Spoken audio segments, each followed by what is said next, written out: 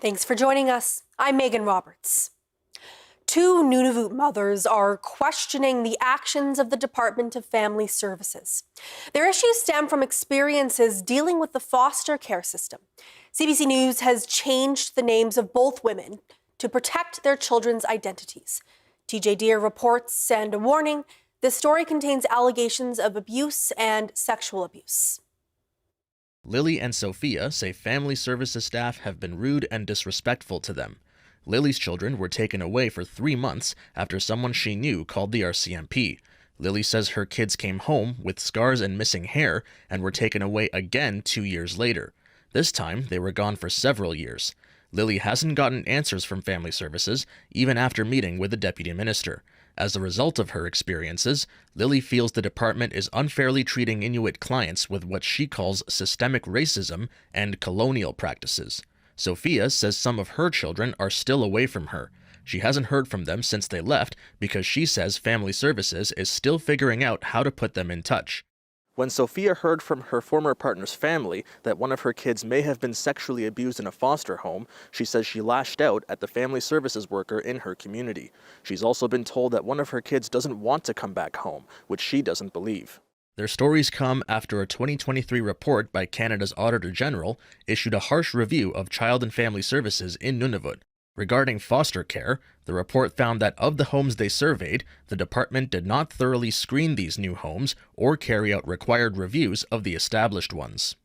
Lily says they're not being treated like humans and that being directed to different places is traumatic. Family Services declined multiple interview requests and didn't answer generic questions about the foster system. TJ Deer, CBC News, Iqaluit. Federal funding meant to help Indigenous victims of sexual violence through the North's court system has run out, and it's not going to be renewed. The $23.5 million was part of the federal government's response to the national inquiry into missing and murdered Indigenous women and girls. It went to the Public Prosecution Service of Canada, which is the only body that prosecutes federal crimes and criminal code violations in the territories. So, what happens without this money? The CBC's Leni Lambrink has been trying to answer that question, and she joins me now with more. So, Leni, let's start at the beginning of all of this. Tell me more about this money. So the money was allocated in the federal government's 2021 budget. It gave the Public Prosecution Service of Canada, or PPSC, $23.5 million to better serve the territories, particularly to support victims of sexual violence. The money was only ever supposed to last 3 years. The PPSC confirmed that it ran out last fiscal, and it isn't being renewed. I don't know how much money went to each territory, but an email from Nunavut's chief prosecutor obtained by CBC News says it's now dealing with a 25% hole in its budget. That's in the Nunavut office alone. Okay, that seems to be a pretty big part of the budget that's missing there. What effect will this have?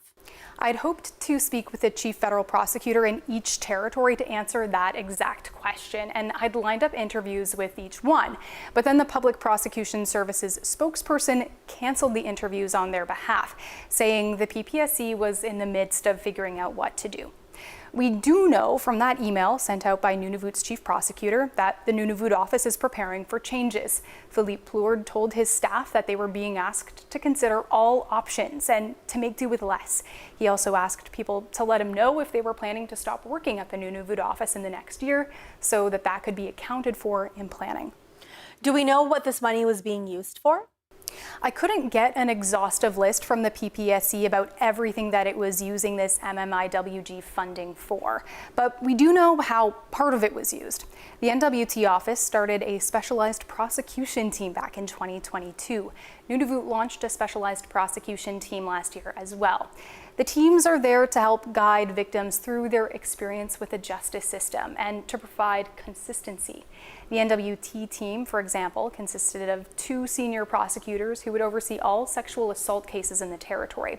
One of the things it tried to do was give victims continuity, so they didn't have to repeat the details of their case over and over again. At this point, it's unclear what's going to happen to those teams. And what are people saying about this? Anne Crawford has worked in law in the North for more than 40 years. Criminal, civil, territorial, and Indigenous, she's done it all. And she's worried that programs considered extras are what's at risk, the programs that help make prosecutions more relevant to communities. Crawford says that in other parts of Canada, prosecutors, police, and decision makers grow up in the same places where they end up working. In the North, they often come from elsewhere. There is a gap that requires trust and investment to bridge. Every time we remove services like this, every time we reduce our support, increase and make it wonderful and popular and tell everybody it's going to happen, and then we reduce it, we enhance that gap and we enhance the cynicism and the lack of trust that we have already created in community. The email we obtained hints that in Nunavut, at least the 25% cut will mean big changes. Crawford is worried people will lose their jobs, and the people with the least seniority in the Nunavut office, Crawford says they're recent Inuit grads. And has anyone explained why this funding isn't being renewed, Leni? So the short answer is no. I asked for interviews with Canada's Finance Minister and Justice Minister. Both of them said no. Justice Minister Arif Farani's spokesperson did provide a written statement. The spokesperson said that sexual violence anywhere is despicable and that location should never be a barrier to receiving justice. Crawford, meanwhile, worries that the federal government doesn't understand the implications of this decision. She thinks it's a mistake made by someone who doesn't realize the federal crown is the only prosecuting body in the North.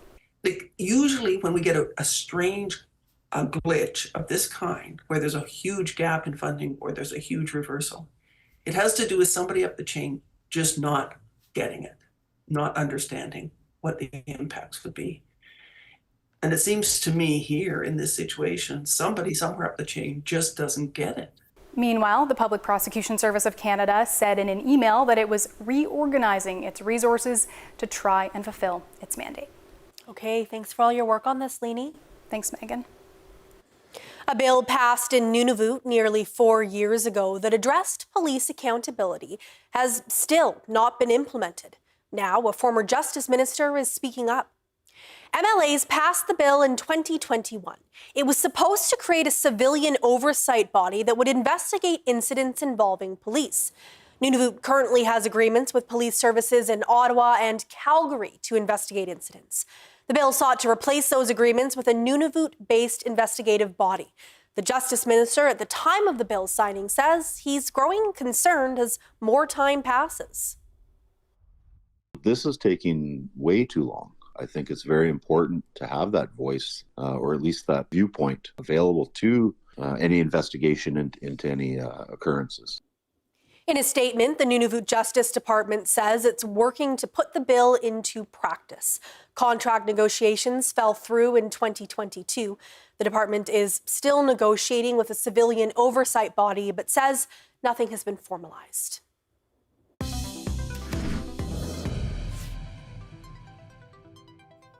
About $175 million.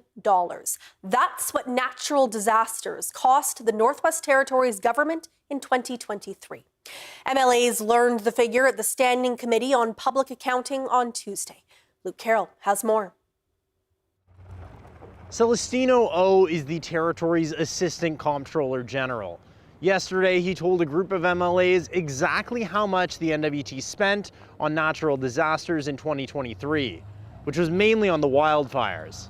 At the end of the day, the total cost to the government was approximately $175 million. When we throw in not only the direct response from the Municipal Community Affairs, but also the costs incurred by the Department of Health, the Department of Environment, and a few other items. O says the territory received a total of about $91 million from the federal government to help offset some of these costs. But it's possible the NWT will get more in the next year. As the new financial year progresses, we will be reviewing, the departments will be reviewing and identifying any expenditures that they may have additional support for. The wildfire season in 2023 was the worst on record for the territory. But natural disasters, including devastating floods, have also plagued many NWT communities in recent years. Luke Carroll, CBC News, Yellowknife. Businesses and energy groups are working to expand biomass use in the NWT. The territory has seen significant advancement in use of the energy source, but there are still questions about how to make the supply more reliable. Jocelyn Chappelle has that story. It's Biomass Week in the NWT. As more communities are starting to adopt biomass energy and fuel use, companies like Arctic Energy Alliance are holding virtual presentations and events. A popular subject in most discussions is the use of wood pellets. Ensuring steady access to wood pellets is something being explored, since they are sourced from down south. Joshua Earls is the president of Green Energy NWT. His Norman Wells company supplies wood pellets and related products to heat buildings. Earls says they have been able to deliver by stocking up and planning in advance. We just couldn't risk that there was going to be no barge. And at that point, what we did is we brought in a year's worth of wood pellets on last year's winter road. Earls says due to this, they were able to keep prices the same while oil fuel prices went up. Mark Hike is the executive director for Arctic Energy Alliance. He says looking into how to deliver wood pellets to communities without all-season road access is a priority. If communities are moving towards biomass, they need to know that they've got security of supply in terms of the fuel itself. Presentations from researchers included upping storage facilities for pellets. Currently, Norman Wells has the largest in the territory. But research into the North supply chain shows the Beaufort region increasingly faces the most challenges. Researchers from UBC say climate change lowering the Mackenzie River water levels and shorter and milder winters impacting access roads makes transport much more difficult. They face very unique challenges, and we need to focus on improving the storage system there, especially in Beaufort. Presentations concluded that for biomass energy to be fully adopted in the territory, facilities need to be there, along with delivery services, so it's convenient. Jocelyn Chappelle, CBC News, Yellowknife. Iqaluit City Council has voted in favor of a property tax increase. Council passed a first and second reading for a 3% increase for residential properties. It would also include a 10% increase for commercial and mixed-use properties. Though it passed the readings, the result didn't sit well with some council members. I am ashamed to be a part of this council that is pushing through a tax increase like this. To push such a massive increase across sections of our community with no consultation, to slap a 10% tax increase on mixed-use properties, the residential portion of mixed-use properties, is shameful. I have never been more disappointed to sit in this room. Shepherd fears the increase will have a negative effect on businesses. It will still need to go through a third reading. The Kanuipita National Inuit Health Survey team is going to every community in Nunavut, speaking to Inuit about their health and wellness. And every answer will help us as Inuit determine our own priorities for a healthier future.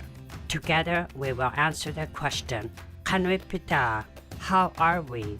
Find out when we're coming to your community. Learn more at qnihs.ca.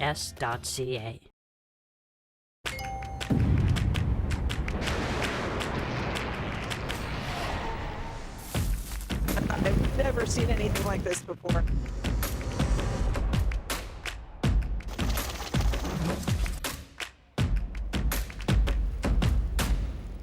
The situation has changed very quickly.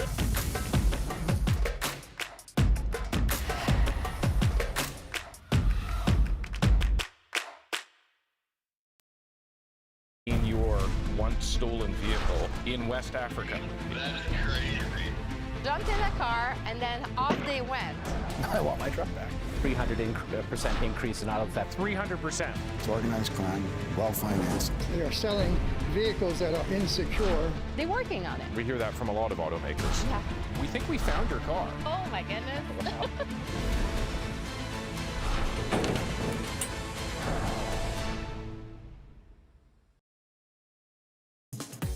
This is CBC North on your smart TV, because CBC News is now streaming local. Local news and weather on your connected TV or favorite device. CBC News North, streaming now. It makes sense that they get a larger share, or does it? Welcome to the Greenbelt. All of this, just single detached homes. Yes. What do we know? I think we can explain. About that with Andrew Chang.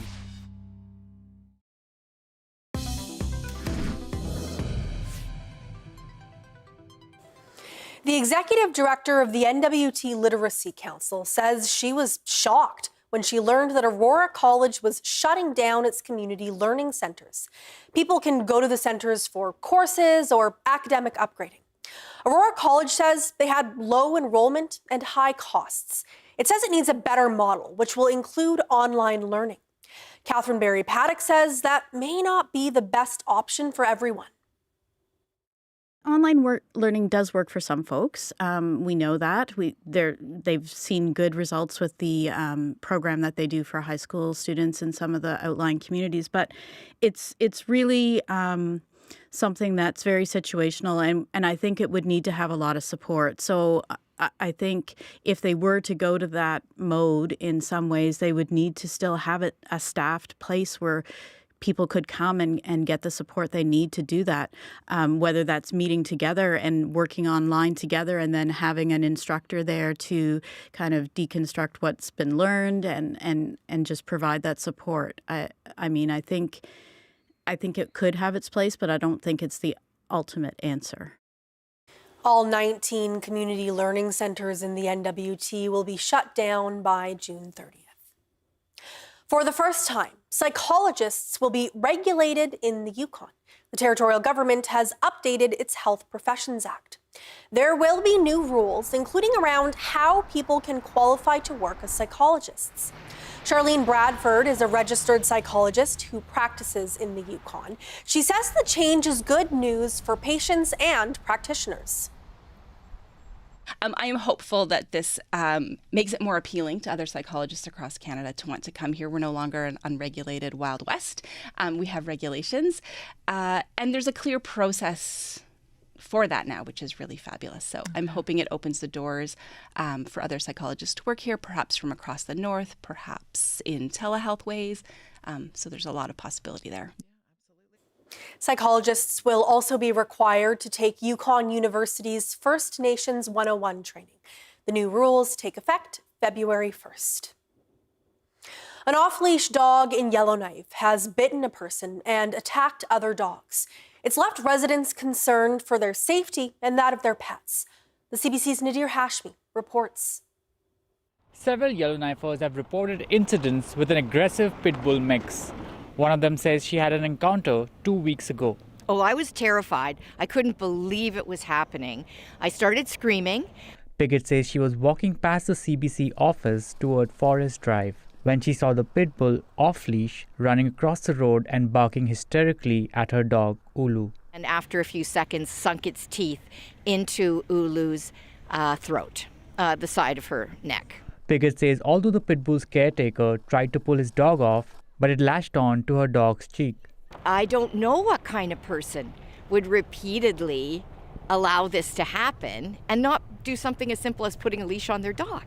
Piggott says she now has an approximately $250 vet bill plus cost for medications and a dog traumatized for days. What would happen if a small child was down on their hands and knees, playing or something, and the light was sketchy and the dog's prey instinct was activated? Another resident says she woke up to loud screaming outside her home. She says she saw the same pit bull off-leash chasing a woman with a small dog and child. She says a man was with the pit bull. Despite that, it attacked the other dog. It was aggressively holding on to the dog. It just wouldn't let go, biting it. And it ended up biting the other owner's arm when she was trying to get them to separate them apart. CBC News spoke to other residents who reported similar incidents to municipal enforcement. The pit bull's caretaker, Leroy Mantla, says he has been fined. Mantla says his dog will go through training. An animal shelter manager says not all pit bulls are dangerous, but they need to be managed carefully. I think it's 100% the owner's default, it's irresponsible. If you know you have a dog that has a high prey drive, overprotective, whatever it may be, that could, hurt another animal or a person, it's your responsibility to keep that dog on leash and under control. Lacoste says if a dog bites a person, the city's bylaw office typically quarantines the animal for 10 days. In an email, the city of Yellowknife said it takes complaints regarding dog exhibiting dangerous behavior very seriously. They said this particular case is before the territorial court and declined to comment at this time. Nadir Hashmi, CBC News, Yellowknife.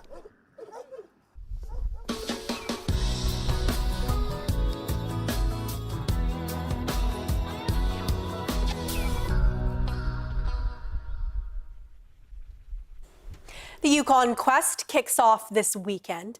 The original race was 1,600 kilometers, but for the last few years, the race has been half that length. Preparing for the race is still a serious undertaking, though. And as the CBC's Callie McTavish found out, dog mushing is really more of a lifestyle than a sport. At Step Up Kennels, the dogs are raring to go for their evening run. So right now I'm doing 15 miles 3 times a week, and then like a 40 on the weekend. Nathaniel Hamlin is training for the 280-kilometer race this year. He's done the full 1,600-kilometer races in the past, but these days he's trying to also have a life outside of mushing. I needed a balance for working my day job and running the dogs, and also I can keep the team really happy on 175 miles. I can put in the right amount of training. Hamlin keeps a tight team of 11 dogs, 10 of whom will be competing.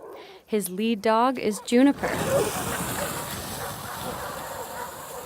Juniper is the son of my 2 best lead dogs ever, and that I had in the Yukon Quest back in 2018, when my dream kind of became a reality. And I can see a lot of Cyclone, which is his dad, in Juniper. And it's really fun. It's really fun to kind of see the behaviors passed down, and to, Cyclone's unfortunately gone now, but I can kind of see his spirit through Juniper. On the backside of Nares Mountain in Carcross is Tagish Lake Kennel. Sled dog guide Benjamin Samar is preparing to run his first Yukon Quest. He warmed up 2 weeks ago with a race in Alaska. It's a really good way to just go into a new trail and have access to it with checkpoint and vet and support along the trail. If I want to do that trail on my own, will be really complicated to put a 300-mile trail somewhere in Alaska. He's running the quest alongside his mentor, Michelle Phillips. She asked me to train with her and do the B team, and I'm really glad she put her trust into me to do that. So take the opportunity to try racing. Phillips says their training started all the way back in the summer. Probably have, 1,800 miles, training miles on from August. So I spend a lot of training miles with my dogs. I pretty much can look at a dog and see if they're feeling right or not. Doesn't take a lot for me to interpret their behavior. This will be Phillips' 10th Yukon Quest. Despite the route being shortened and moved this year, she's grateful it's been kept alive. But she says in the future, she'd like to see it restored to its former glory. There's just so much history on that trail, and it's just so nice to visit it and think about the people who are out there and all the dogs and the animals. All the competitors will meet at Shipyards Park in Whitehorse on Saturday for the ceremonial start. Then they'll head to Teslin, where the race will begin on Sunday. Callie McTavish, CBC News, Whitehorse. A Seneca-Kilowac resident is giving new life to the community's old Hamlet building. It was damaged during a windstorm in 2020 and a new one was built. Resident Isaac Mensah bought the old one in October and turned it into a community center. The center currently runs multiple programs. Mensah says youth empowerment is his biggest passion. You help them to identify their potentials. You still help them to develop it. When they develop it, they become individual, independent, and they become stars. Mensah is hoping to take his programs to other communities in the future. Igloolik is next on his list. Iqaluit's Inukshuk drum dancers are preparing for a big trip with singer Susan Aglukark. This Friday, they're heading to Toronto to record a special song for the National Day of Truth and Reconciliation. Carl Cardinal has more. They've met in 2021 when the group performed in Toronto. Since then, the idea of collaborating with singer-songwriter Susan Aglukark started. Now, they're recording a new song, Igvi, which will be available for listening across Canada. Jaya Haley Aglukark is a member of the group. I think it's important because we're going to be singing the song Igvi for you, and it's a song about the National Day of Truth and Reconciliation, and it's going to be shared across Canada, so I think it's a really great opportunity to share this song with a lot of people. The song highlights Inuit culture and speaks about healing. There are plans to translate the song into other Indigenous languages and record with youth from other communities. Aubrey Shepard is one of the singers. She says collaborating on a song in her own language is exciting. I think it's important to preserve Inuktitut as a language. While in Toronto, the students will record in a professional studio and attend concerts throughout the week. Their goal is to inspire others while keeping their traditions alive. Carl Cardinal, CBC News, Iqaluit.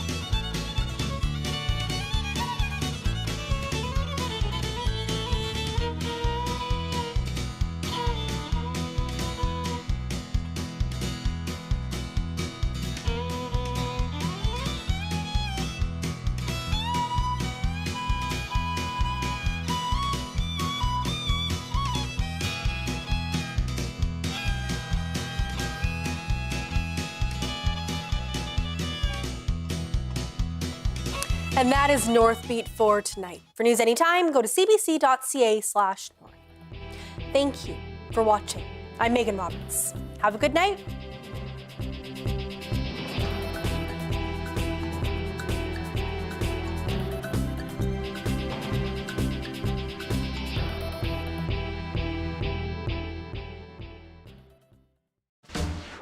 The question is, I'm just going to ask, I want to ask you about why is this such a big deal? What does the science say? What was their reaction? what are we talking about here? Who told you? So, to be clear, What would you say to them? what is the actual story there? Big question is what's going to happen tomorrow? Let's talk about some serious topics now. What should you do? What happened? What are you going through? Tell us about that moment. What she means by that. How would they have known that? What we're hearing from people is I think we can explain.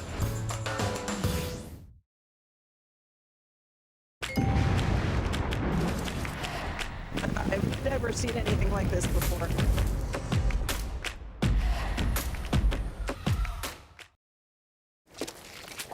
For me, the end was just the beginning.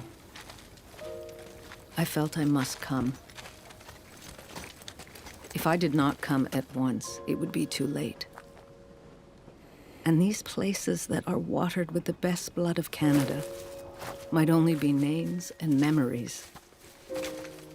I see it in the soldiers, the grief I know so intimately. And I will not abandon these men to it.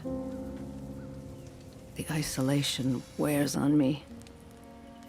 Slowly, the silence takes over, as if my heart has given out of air.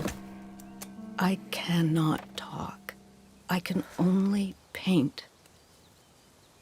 For more than 2 years, Mary Ryder Hamilton painted the battlefields of the First World War, creating an unforgettable visual record of service and sacrifices at immense personal cost.